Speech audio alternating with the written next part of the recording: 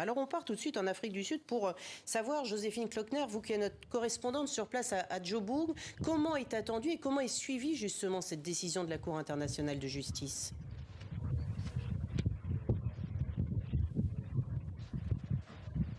Oui, bien justement, derrière moi, des militants de la cause palestinienne sont en train ensemble de regarder cette décision. Donc ils sont un peu anxieux, mais pour l'instant plutôt optimistes.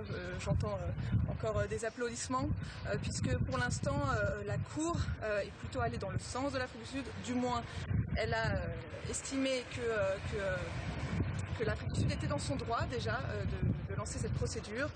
Il faut savoir qu'ici, il y a quand même beaucoup de Sud-Africains qui se sont investis dans cette campagne lancée par le gouvernement.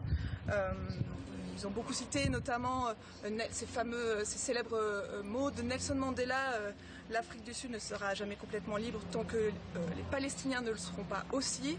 Bon, évidemment, maintenant, on attend la suite de la décision et puis après il faudra se poser la question aussi des conséquences pour Israël évidemment, mais aussi pour l'Afrique du Sud. Ce matin par exemple, Israël a décidé, une compagnie aérienne israélienne a décidé de couper les liaisons qu'elle entretenait avec l'Afrique du Sud et on sait que Israël a aussi des soutiens puissants à travers le monde. Donc voilà, tout cela restera à déterminer. Merci beaucoup Joséphine Klockner. Et le début de l'audience devant la Cour internationale de justice a lieu en ce moment. On reviendra sur cette information dans nos prochaines éditions.